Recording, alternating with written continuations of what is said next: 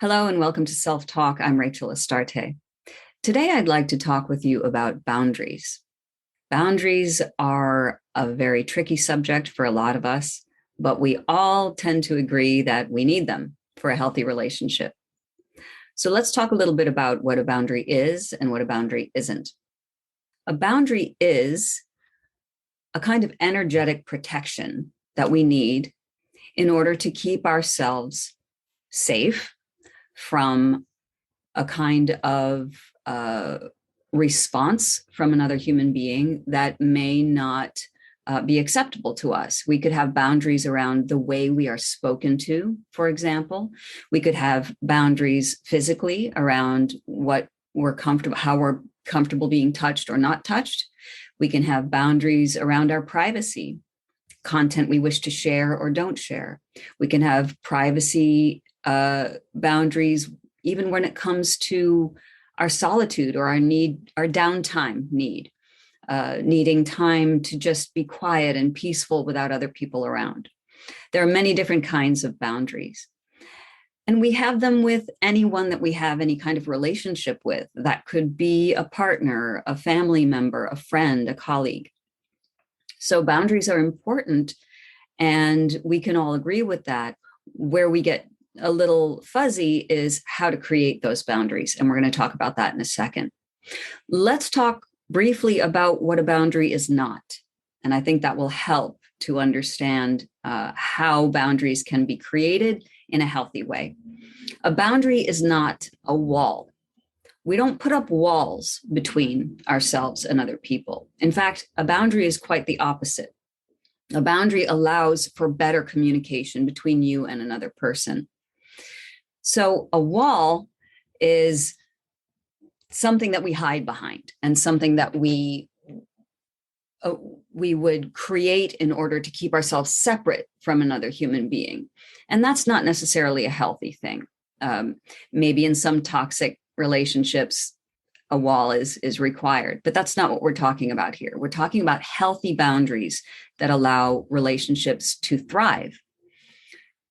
When is it difficult to create a boundary? A lot of people who are very sensitive and concerned, empathetic, people-pleasing people, I would fall into that category at certain points in my life.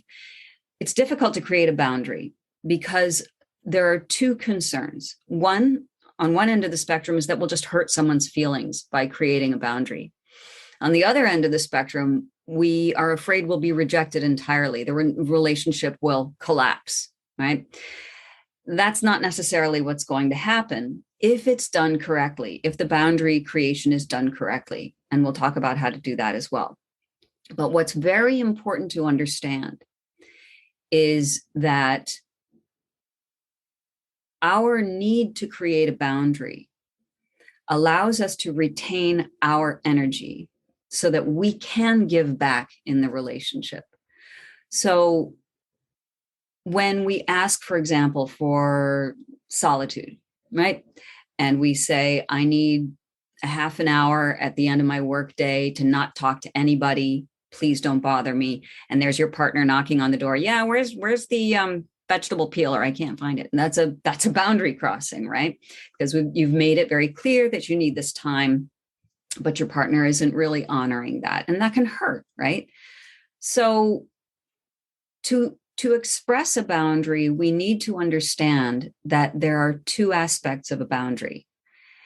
When we think about boundaries in general, we think it's a line drawn in the sand that says, I'm on this side and you're on that side. This is a no, like the big no written across the sand. To some extent, that's true. No, you cannot come in my room when I'm asking for privacy. So yes, you're saying no, but you're not rejecting the other person, and you're not telling them that they are not loved or wanted. If they receive it that way, it's very important to understand that that's not your concern. That's their concern. That's why creating a boundary in a healthy way is so important. The way we say it, the way we present it. And I'm going to teach you how to do that. So when we create a boundary, and it could be about touch, as I said, If you come up behind me and you hug me, it makes my heart stop. Can you just either touch me quietly or ask my permission? Can you put your arms around me, or whatever it is? Or someone gives you criticism and they're very harsh about it. It's like, well, you know what? I appreciate the criticism, but the way that you said it was a little bit harsh. So in the future, it would help if you maybe present this as a conversation that we can have. All right. These are just examples of boundaries and the way to present them. Again, that doesn't eliminate that feeling that maybe we're going to upset the other person. And yes, it's true. It's not your responsibility how someone else takes your boundary. But there is a way that can help you understand how important a boundary is and why you're not intentionally hurting someone by creating one. There are two parts to a boundary, not one.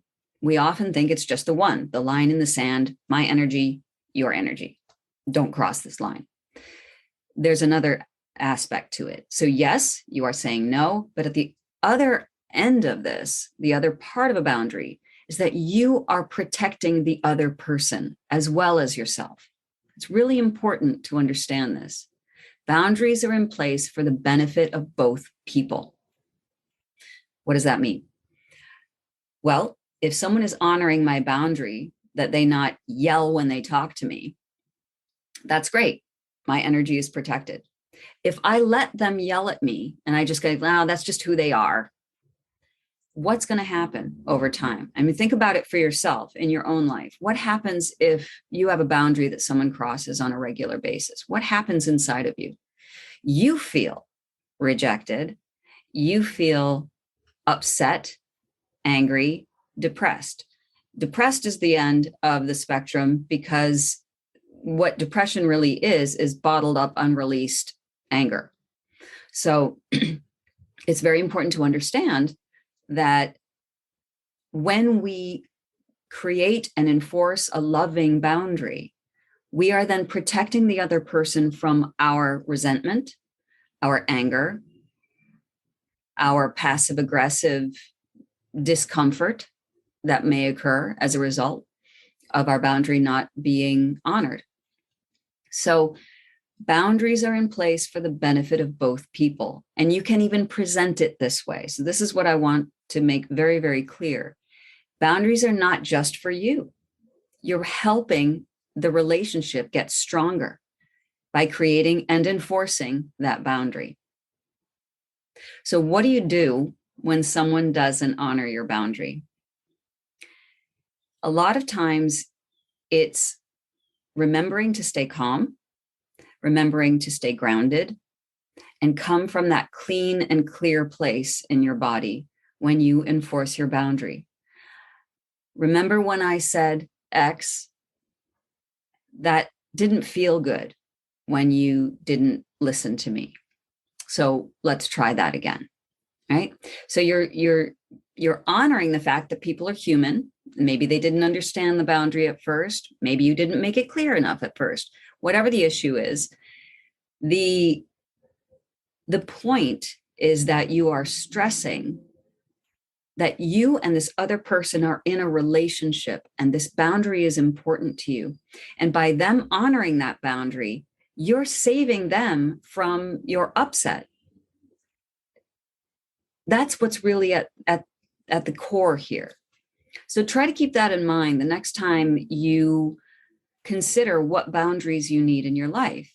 It's a new year, and this is a great resolution for those who make them, is to develop some healthy boundaries around your space, your energy, and keep in mind that by relaying them in a loving tone, in a kind way, you're actually protecting the other person from your pain.